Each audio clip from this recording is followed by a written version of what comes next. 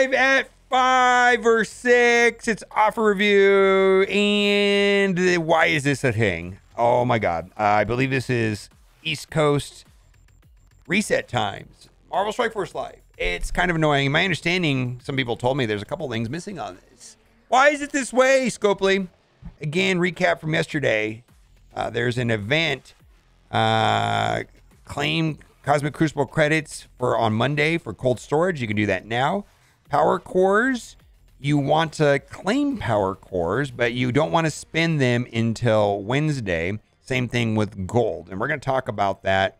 And also, people have been asking me if they are going to remove the Moonstone orbs for cores. And I don't know the answer. Do whatever you got to do. But let's read about this. Scopely never tested the Ant-Man and Wasp event. The last note of the event is incredibly difficult for no actual reason. Back to Tiny World difficulty. Currently, there's an issue in the Back to Tiny World event where the second of the 2 added difficulty tiers is more challenging than intended. The dev team is working quickly to adjust several aspects of the battle, including reducing King's damage stats, increased allied stature base stats, and reducing the enemy starting speed bar. The event may be extended depending on how soon these updates can be implemented. And for me, the rewards for this event didn't merit the amount of gold to upgrade them. I had them at 75. I was able to do the first new difficulty, but the second new difficulty, the harder difficulty, requires 85. The rewards did not merit the gold. Plus, the event doesn't line up with the spending gold event, which starts on Wednesday. So I wouldn't do that anyways. So this is kind of interesting, and I agree with this too. How hoarding sucks the excitement out of the game. Friday, I picked up a single Moonstone orb from one of the web store pop-up offers, popped in the orb, and it was a 180 shard drop. I think that's a 1 in 2,000% chance of drop. I think I've had 2 in the history of me playing Marvel Strike Force. That probably I'm above average. In almost 5 years of playing the game, this is my first ever 180 drop on a character orb. That sounds right. This is a thrilling moment. The dopamine rush is why games like this exist. It's even better in this case. And she's the last MOE character and enables me to get ahead, start running on the team. Not only that, but this team is going to be an unlock requirement for some sort of legendary event. We don't really know. And then they've also suggested that Quicksilver is going to be unlocked through Crucible. And this is a Crucible team. So they kind of inferred that having a good Masters of Evil team will help you get Quicksilver better because you're going to do better in Crucible. It's kind of weird the way they worded it. The relation was brief, though. As I remembered, they were all hoarding gold for a spending event later this week. Yeah, well, there's also an event for using her in attacks, I believe, and more. If I remember correctly, or Crucible. I can't remember. I have to go look. I could level her up. The wise thing to do was wait. So she stayed at level 1 for a week. Something is wrong when one of the rarest things a player can experience game turns into a feel-bad moment because events are now structured around hoarding. It didn't used to be this way. It doesn't need to be this way now. There needs to be a balance from when it's fun for the players and what's profitable for Scopely. And right now, the balance is tilted too far. And I was under the impression at one time that they were trying to move away from hoarding. And I don't know what changed over there at Scopely, but it feels like there is definitely a pivot in direction. And they have definitely moved towards complicated events, hoarding events, and so on. Now, this is another issue related to hoarding, and I'm going to give my take on this. Scopely's tactics work. Yesterday was raid season end, and since they constantly release events that require raid events, I save them. And this is the smart thing to do, and then I'm going to explain, well, this post kind of explains why I personally don't do it. Yesterday, I forgot to claim them, and they are gone. This is true. If you do not collect the raid rewards, they don't go into that red dot area where you can collect them like a day later. And I believe it's one of the only places in the game that is this way. And that's the reason why I don't do this. In Strike Pass, if you do not claim the rewards, they send you an inbox message. In RTA Pass, again, if you do not claim, they send you an inbox message. In raid milestones, you just lose them. As if bottlenecks are not enough, you have to hoard and not spend. We want it right now, and we're losing rewards due to eliminations. Go thank for this heinous tactic. So, everybody, I mean, at least once a day, someone asks me, should I be saving my raid rewards? You know, like the first 14 of them have raid credits, and sometimes they pop up a random raid credits event. I do not save these mostly because it's inconvenient to remember to collect them.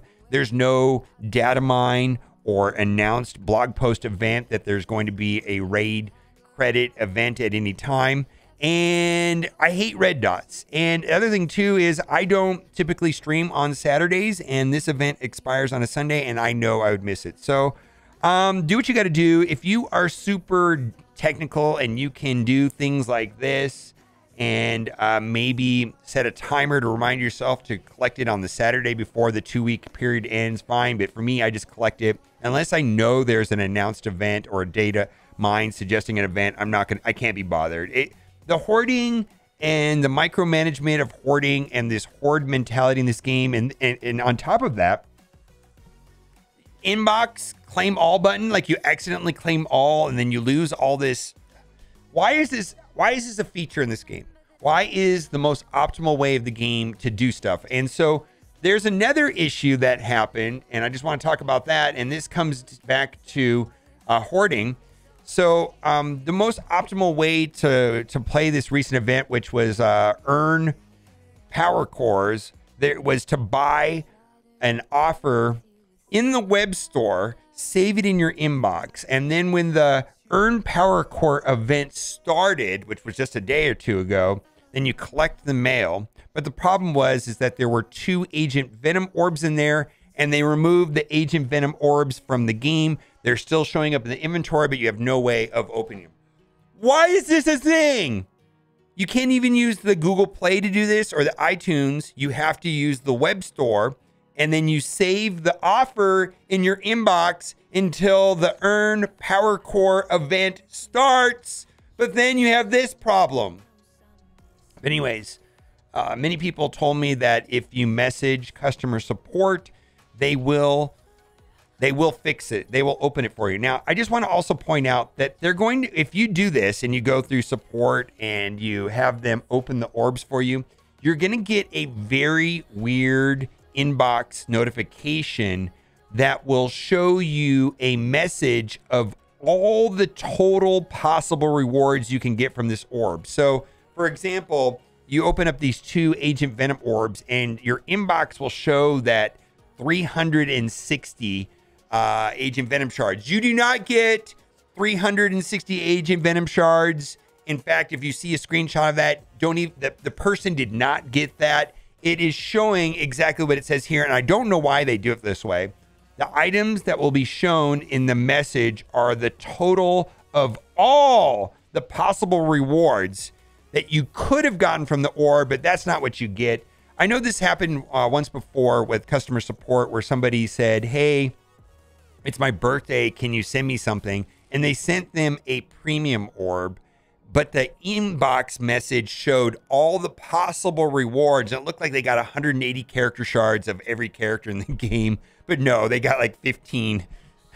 They got like 15 electro shards or something. So just keep in mind, if you see screenshots of inbox rewards from customer support showing that they got a bunch of rewards, it's not that. It's just a weird way that they have to do it that way. Also, right here, character silhouettes. Remember we used to get these character silhouettes? Oh, I like those. And I don't think it was a lot of work to make them.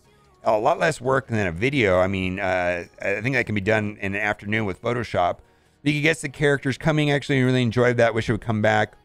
I think the last one was Gambit, and Scopely did the Scopely thing and just stopped carrying one. Only world-class experiences here until next time, Commander. Yeah, I liked it. I liked it. Okay, we've got a couple offers here that we're going to go over. Limited time sale. Frankly, this is nothing special. In a weird way, in Boomer Bucks, this almost adds up to $10. So if you really need these items, it's fine.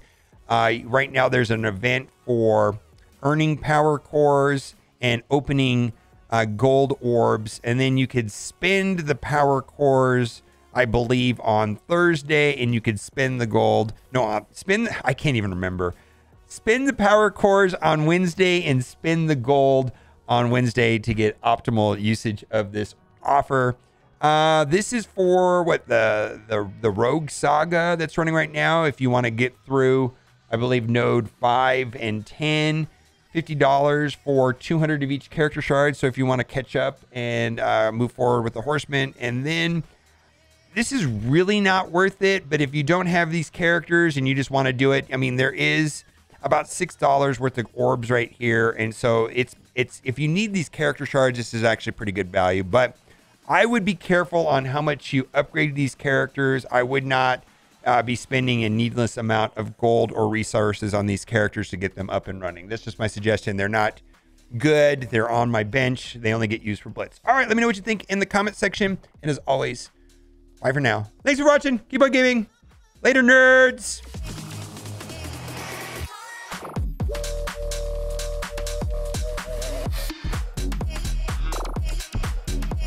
Statue isn't even in the vent. Yeah.